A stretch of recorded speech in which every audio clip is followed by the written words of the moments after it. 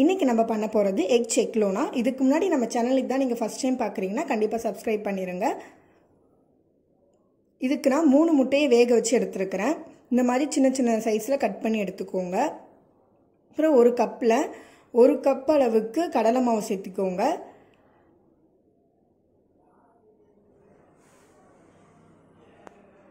அப்புறம் 1/2 கப் அளவுக்கு chilli powder, இது உங்கள் பிராண்டுக்கு ஏற்ற மாதிரி நீங்கள் சேர்த்திக்கலாம்.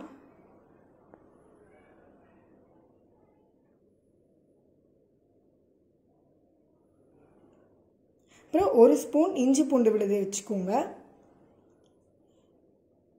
அப்புறம் 1/4 டீஸ்பூன் உப்பு போட்டுக்கோங்க. இப்போ இதில் கொஞ்சம் தண்ணி ஊற்றி பஜ்ஜி மாவு பதத்துக்கு நல்லா பிசைஞ்சிக்கோங்க. இதில் ஒரு பிஞ்ச் சோடா உப்பு போட்டு கலக்கிக்கோங்க. பாருங்கள், இப்போ இந்த மாவு இந்த மாதிரி தான் நல்லா பஜ்ஜி பதத்தில் இருக்கணும். இப்போ ஒரு கடாயில் எண்ணெயை ஊற்றி வச்சுட்டு இந்த முட்டையை எடுத்து அந்த மாவில் அழகாக பிரட்டி அந்த எண்ணெயில் போட்டு வேக வச்சு எடுத்துக்கோங்க.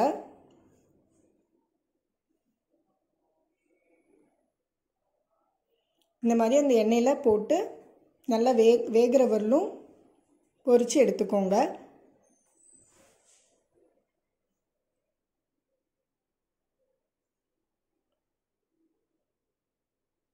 அப்புறம் இதுக்கான மசாலா பொருள்லாம் சொல்லிடுறேன்.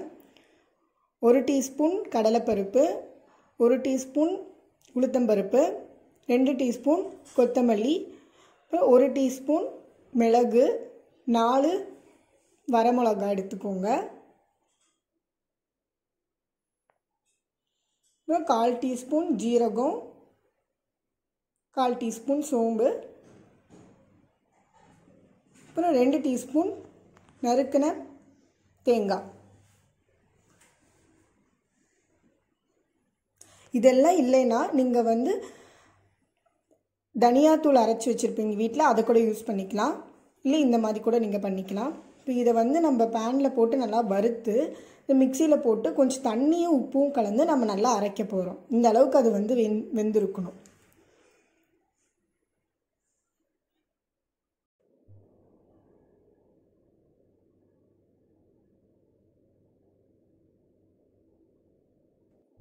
இப்போ இந்த கடாயில் 5 சின்ன வெங்காயம் போட்டு நல்லா வதக்கிக்கோங்க. இந்த மாதிரி பொன்னிறமாக வர வரலும் வதக்கிக்கோங்க.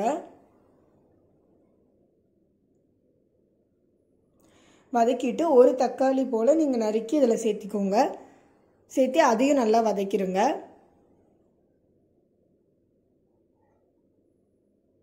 இது ரெண்டும் வதங்கின பிறகு இந்த மாதிரி மிக்சியில் போட்டு அரைச்சி வச்சுக்கோங்க. இப்போ பாருங்கள், நம்ம அரைச்சி வச்ச 2 விழுதும் இங்கே இருக்குது. இந்த மாதிரி அரைச்சி எடுத்துக்கோங்க. இப்போ கடாயில் எண்ணெய் ஊற்றி பட்டை, லவங்கம், கொஞ்சம் சீரகம் போட்டு இஞ்சி பூண்டு விழுது 1 டீஸ்பூன் போட்டு வதக்கிக்கோங்க. நல்லா வதங்கின பிறகு கருவேப்பிலையில கொஞ்சம் போட்டு வதக்கிக்கோங்க அதையும்.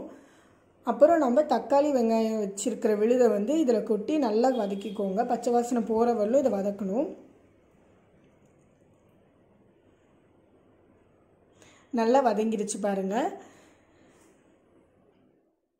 இந்த மாதிரி நல்லா வதங்கினதுக்கப்புறம் நம்ம அரைச்சி வச்சுருக்கிற மசாலா விழுதியும் இதில் போட்டு நம்ம நல்லா வதக்கிக்கணும்.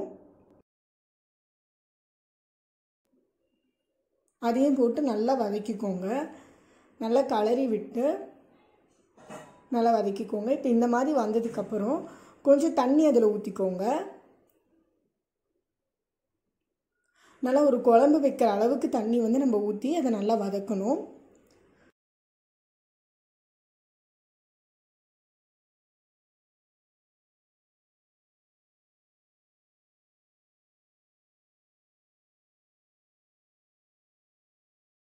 இந்த மாதிரி கொஞ்சம் தண்ணி ஊற்றி பாருங்கள் எவ்வளோ நல்லா கொதிக்குது.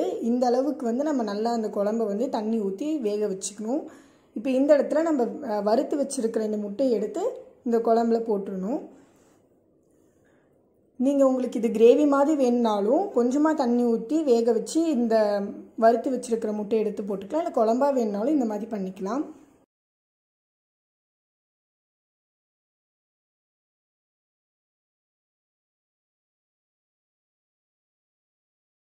அவ்வளோதான், நம்ம எக் செக்லோனா ரெடி ஆகிடுச்சு. இந்த வீடியோ உங்களுக்கு பிடிச்சிருந்துச்சுன்னா லைக் பண்ணுங்கள், ஷேர் பண்ணுங்கள், சப்ஸ்கிரைப் பண்ணுங்கள், மறக்காமல் அந்த பெல் பட்டனை கிளிக் பண்ணுங்கள்.